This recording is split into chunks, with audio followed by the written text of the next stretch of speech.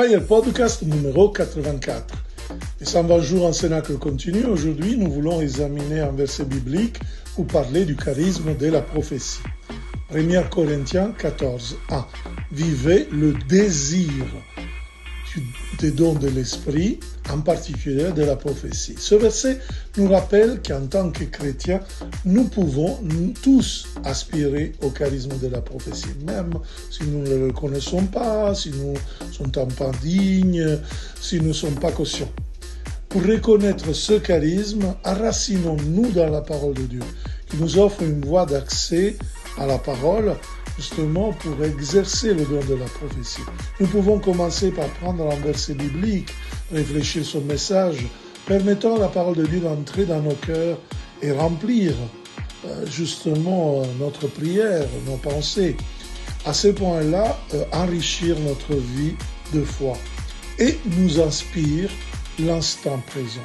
Une fois que nous comprenons la parole de Dieu, nous devons être prêts à l'appliquer dans notre vie de foi, dans l'évangélisation. C'est le but ultime du charisme de la prophétie. Avec le don prophétique, nous pouvons reconnaître les besoins des autres, louer le Seigneur par sa miséricorde, encourager le cœur en prodiguant des paroles d'espérance. De plus, nous pouvons nous mettre à la place des autres et voir le monde à travers les yeux, justement, de Dieu, une perspective qui a un impact sur les gens. Et nous appuyons sur le charisme de prophétie, nous sommes en mesure de rendre service, pas de se servir. On sert la parole de Dieu, on sert la prophétie, on ne se sert pas de la prophétie.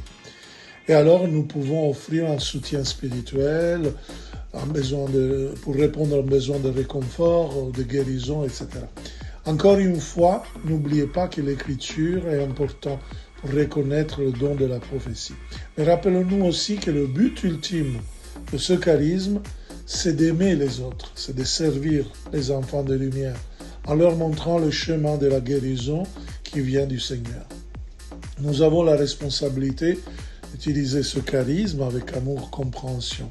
Alors demandons-nous, comment pouvons-nous servir les autres aujourd'hui avec la prophétie, l'inspiration prophétique que Dieu me donne. Et si vous ne l'avez pas fait, venez, inscrivez-vous à la Pentecôte, au Fire Days, France Lève-toi, avec Mike Fab, Florence Maréchal, Musique Tous Louange, à Pentecôte, 27-29 mai. Donc vous pouvez vous inscrire sur le site emmaüs-com.center. Très bien, à demain.